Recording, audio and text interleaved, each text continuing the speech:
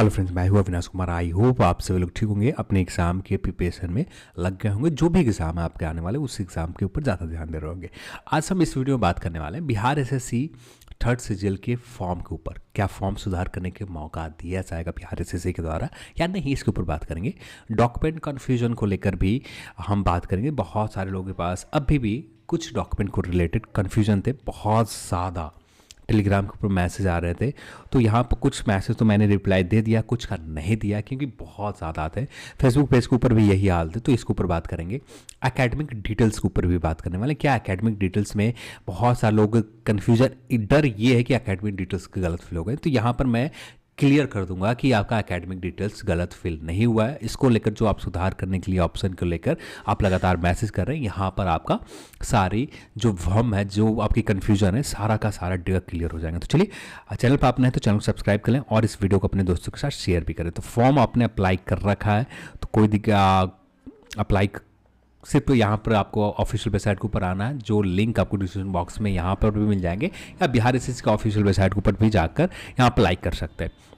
यहाँ जो closing date है ऑनलाइन रजिस्ट्रेशन का, ऑनलाइन अप्लाई करने का, पेमेंट का, तो यहाँ पर 15 मई कर दिए गए। अब जो लास्ट डेट होंगे 15 मई है, तो यहाँ पर लास्ट अप्लाई करने का डेट है 15 मई तक आप अप्लाई कर सकते हैं। ठीक है, अब यहाँ पर मेन टॉपिक ऊपर आते हैं। ये रहा, हाँ, एकेडमिक डिटेल्स को लेकर। यहाँ पर लोगों का कन्फ्यूजन ये है कि जो ये सब्जेक्ट वाले फोटोग्राफ्स है, ये रहा सब्जेक्ट वाले डिटेल्स में। तो यहाँ पर सब्जेक्ट वाले डिटेल के ऊपर सबसे पहले बात करें तो बहुत सारे लोगों को कन्फ्यूजन ये है कि यहाँ पर ऑल सब्जेक्ट 10th वाले में, एकेडमिक डिटेल्स में 10th में ऑल सब्जेक्ट लिख रखा है। ठीक है, ऑल सब्जेक्ट। और यहाँ पर कुछ यूट्यूब के ऊपर ये बताया जा रहा है कि यहाँ पर स्पेसिफिक सारे सब्जेक्ट को लिखना था। ऐसा कुछ भी नहीं है।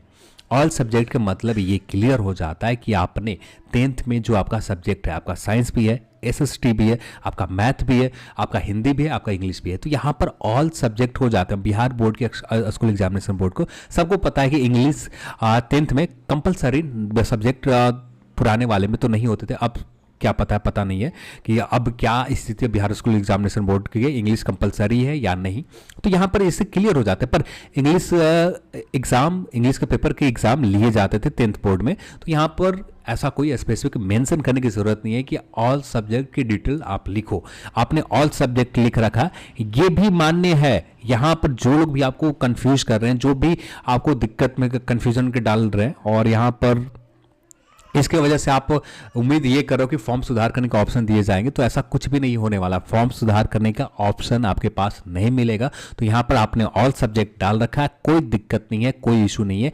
या आपने हर सब्जेक्ट को डिटेल में लिख रखा है, जैसे आपने हिंदी का आपका सब्जेक्ट है, फिर एसएसटी आपका सब्जेक्ट है, एसएसटी को भी लिख रखा है, आपने साइंस को भी लिख रखा है, आपने मैथ को भी लिख रखा है, आपने इंग्लिश को भी लिख रखा है, आपने संस्कृत को भी लिख रखा है, तो ये भी आपने लिख रखा है, ये भी मान्य है। आपने ऑल सब्जेक्ट भी लिख रखा है, तो ऑल सब्जेक्ट भी मान्य है। तो यहाँ पर किसी भी प्रकार का आपको डर नहीं होना चाहिए। बहुत ज्यादा इसी को लेकर मैसेज थे और लोग कंफ्यूज हो रहे थे कि यहाँ पर क्या चीजें हैं। तो यहाँ पर मैं क्लियर कर दूं, यहाँ पर आपने जो भी सब्जेक्ट लिख रखा, यहाँ पर साहब सब कुछ मान्य है। यहाँ पर एक चीज आपको खुद से सोचना चाहिए, आपका 10th बेसिस के ऊपर तो आपका ये पोस्ट आप एलिजिबल नहीं है। आपका मेन फोकस जो किया जाएगा ग्रेजुएशन के ऊपर। यहाँ पर ग्रेजुएशन में जो सब्जेक्ट लिखना है, ये आपको क्लियर लिखना है। आपने 10th में ऑल सब्जेक्ट लिख दिया, इसका मतलब ये कि आपने 10th कर रखा है। 10th में सिर्फ इतना ही देखा जाता है कि आपका डेट ऑफ बर्थ वेरिफिकेशन के लिए आप जो कैंडिडेट है जिन्होंने अप्लाई कर रखा, आप ही एग्जाम में बैठो, इसके वेरिफिकेशन के लिए यहाँ पर सर्टिफिकेट नंबर मांगे जाते हैं। और इसका जो काम है सिर्फ वेरिफिकेशन के लिए काम है, इसके अलावा कुछ और काम नहीं है। इससे ज्यादा कोई मतलब नहीं। अब आते हैं ग्रेजुएशन को लेकर। जिन्होंने ग्रेजुएशन कर रखा है, ठीक है, और यहाँ पर अप्लाई कर रहे हैं, आप जिस सब्जेक्ट से कर रखा है, आपने मैथ से कर रखा है, तो मैथ से आप कर रखा है, तो इससे इसका मतलब ये है, यहाँ से जैसे मैथ ऑनर्स डालते हैं तो यहाँ से ये क्लियर होता है कि हमने सचिवालय सहायक पर के ऊपर तो पोस्ट दी। जैसे यहाँ पर देखें, जिन्होंने मैथ ऑनर्स लिखा, ठीक है, तो वहां पर इससे क्लियर हो जाता है कि हम सचिवालय सहायक के ऊपर भी एलिजिबल है, योजना सहायक के ऊपर भी एलिजिबल है, और मलेरिया निरीक्षक विज्ञान, तो यहाँ पर मैथ लिख रखा। तो यहाँ पर मैथ से लगभग ये मलेरिया निरीक्षक वाले भी कैंडिडेट जो जिन्होंने साइंस से कर रखा है, साइंस सब्जेक्ट में ही आ जाते हैं। तो यहाँ पर जो लोग फिजिक्स केमिस्ट्री से कर रखे हैं, फिजिक्स से या केमिस्ट्री से या बायो से, तो यहाँ पर आप बायो से कर रखा तो बायो लिखते तो मलेरिया निरीक्षक के ऊपर आप एलिजिबल आ जाते हैं। यहाँ पर योजना सहायक, सचिवालय सहायक आपके लिए है ही, तो यहाँ पर फिजिक्स ऑनर्स है तो फिजिक्स ऑनर्स से आपका ये क्लियर हो जाता है। ठीक है, आपने जिन्होंने डेटा एंट्री ऑपरेटर के लिए अप्लाई करना, यहाँ पर पीजीडीसीए का ऑप्शन दिया जा रहा है, आप किसी भी सब्जेक्ट से स्नातक कर रखे या पीजीडीसीए के आप फॉर्म फिल कर रहे हैं तो इसके ऊपर भी आप एलिजिबल हो जाएंगे। या आपने बीसीए कर रखा है तो यहाँ पर बीसीए जैसे कर रखा तो बीसीए कर रखा तो इससे तो ये क्लियर हो जाता है कि आप डेटा एंट्री के लिए एलिजिबल तो है ही, साथ में ये नंबर 1 नंबर 2 पोस्ट के लिए भी एलिजिबल है। तो यहाँ पर सिर्फ आपका सिर्फ एक सब्जेक्ट लिखने से सब कुछ क्लियर हो जाए। तो यहाँ पर ये जरूरी नहीं है कि आप हर सब्जेक्ट को यहाँ पर लिखो। आपने मैथ कर रखा, मैथ्स ऑनर्स सिर्फ फिल कर रखा है तो काफी है। यहाँ पर सब्सिडरी सब्जेक्ट लिखने की जरूरत नहीं है। जो लोग बीटेक कर रखे हैं, जो सब्जेक्ट से आपने कर रखा, बीटेक वाले कैंडिडेट सिर्फ 2 पोस्ट जिनके लिए ये रहा पोस्ट के डिटेल, ये कहाँ गए, हाँ ये जो स्नातक वाला पोस्ट जितने भी है, स्नातक पोस्ट है, फिर ये डेटा एंट्री ऑपरेटर की पोस्ट है, यहाँ पर ये सारे कैंडिडेट यहाँ पर एलिजिबल रहेंगे। तो यहाँ पर बीटेक वाले सिर्फ यही पोस्ट के लिए, इन्हीं पोस्ट के लिए एलिजिबल है। तो यहाँ पर बीटेक लिखें या सेपरेट सब्जेक्ट, यदि हर सब्जेक्ट सेमेस्टर में इनका अलग अलग सब्जेक्ट है और कम से कम एक पेज में तो इनका सब्जेक्ट का नाम लिखने में चला जाएगा। तो यहाँ पर ऐसा लिखने की कोई जरूरत नहीं है।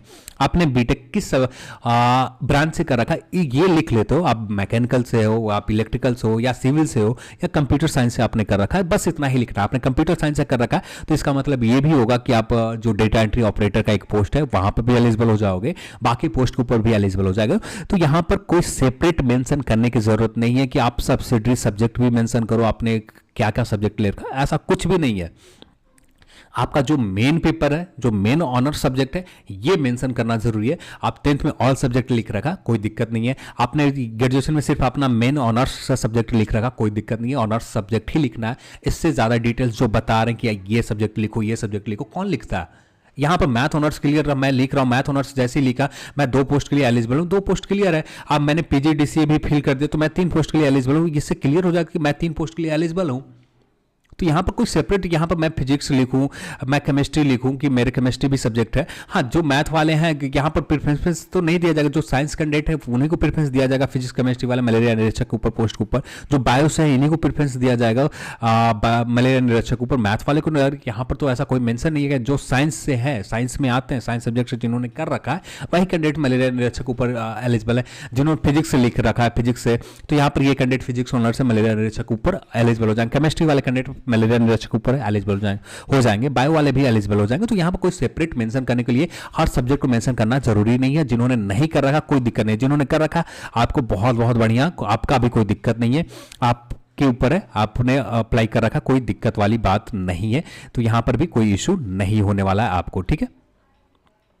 अब सबसे ज्यादा कमेंट थे फोटोग्राफ्स को लेकर। फोटोग्राफ्स में लोगों का कहना था कि व्हाइट बैकग्राउंड की जगह मैंने ब्लू बैकग्राउंड डाल दिया, तो कोई दिक्कत नहीं है।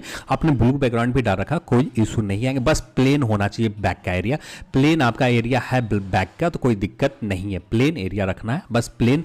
व्हाइट है तो व्हाइट ही, ब्लू है तो ब्लू, हल्का लाइट कलर में आप कोई भी लाइट कलर में रख रखा है, उस लाइट कलर आप व्हाइट, ब्लू, हल्का लाइट, बस लाइट होना चाहिए, डार्क कलर नहीं होना चाहिए, डार्क ब्लू नहीं होना चाहिए। कोई दिक्कत नहीं है, कोई इशू नहीं है, आपका फॉर्म पूरी तरह से सही है। डार्क ब्लू भी है पर विजिबल होना चाहिए आपके फोटोग्राफ्स, कोई इशू नहीं आएगी। आपका कोई फॉर्म यहाँ पर फिर से अप्लाई करने के लिए, फिर से कैंसिल करने के लिए, यहाँ ये होगा 2 अप्लाई जैसे ही होगा तो दोनों के दोनों रिजेक्ट हो जाएंगे, आपको इशू होगा। तो इससे अच्छा है कि एक ही अप्लाई जो कर रखा, जो भी गलती होगा इग्नोर करो। आप यहाँ पर एफिडेविट के द्वारा जो भी एफिडेविट आप सिविल कोर्ट से एफिडेविट बनवाना, आप जो भी दिक्कत है वहाँ पर अप्लाई करने के बाद काउंसलिंग में चले जाओगे, कोई इशू नहीं होगा। बस यहाँ पर मेन आपको ख्याल रखना है कि 15 मई का लास्ट डेट है। 15 मई के पहले, सॉरी मई कैसे लिख रहा हूं मैं, 15 मई के पहले आपको जो भी डॉक्यूमेंट है ये प्रोवाइड करना। 15 मई के बाद का सारा डॉक्यूमेंट नहीं होना चाहिए, बस यहां पर गलती ना हो।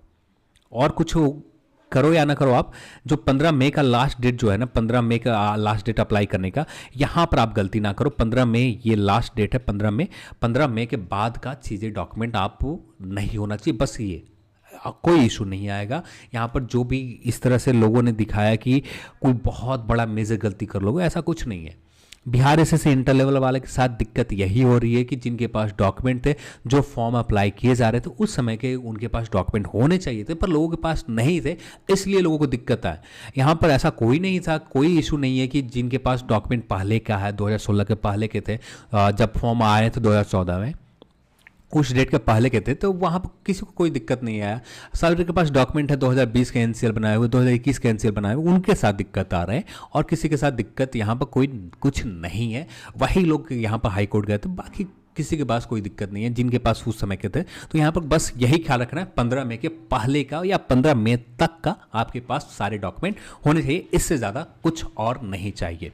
आपके जो भी डॉक्यूमेंट में गलती है हो गए, नाम यदि हो सकते हैं गलत हो, तो यहाँ पर हम हाई कोर्ट से सिविल कोर्ट से एक एफिडेविट बना लेंगे, वहाँ से काम बन जाता है, कोई बड़ा इशू नहीं है।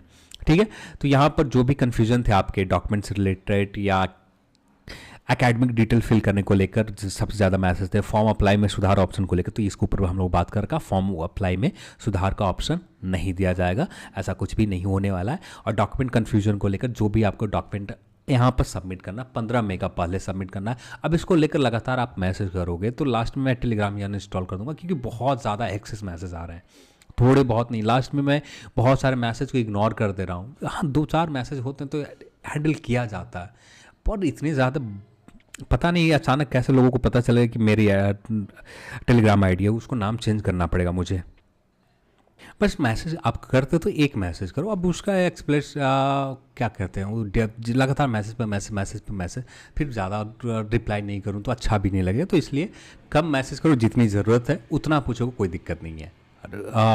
पब्लिक है आईडी, बस आप वहाँ पर जाओ, आपको मैसेज करने का ऑप्शन मिल जाएंगे। टेलीग्राम आईडी जैसे ही टेलीग्राम चैनल का नाम दिख रहा है, वहाँ पर आप जैसे ही कुछ पोस्ट करता हो वहाँ पर आप कमेंट करते तो उसका रिप्लाई दे दिए जाएंगे। तो वहाँ पर आपको पता चल जाएगा मैं कौन हूँ, मेरा कौन सा आईडी, वहाँ पर पता चल जाएगा, वहाँ कोई इशू नहीं है। ठीक है, तो यहाँ पर कोशिश यही करना है कि कम से कम मैसेज करो, ज़्यादा मैसेज करोगे आप तो बस वही इशू आ जाएंगे। लास्ट में मेरे पास एक ही ऑप्शन बचेगा, आईडी चेंज करने के अलावा कोई ऑप्शन नहीं बचेगा। तो इससे ज़्यादा बेटर है कि जितना कम इन्फॉर्मेशन, अब हर चीज़ के लिए मैसेज नहीं कर सकते ना, बस ये ख्याल रखना है। चलिए आज की इस वीडियो में इतना ही, और इस वीडियो देखने के लिए आप सभी बहुत बहुत धन्यवाद। जय हिंद।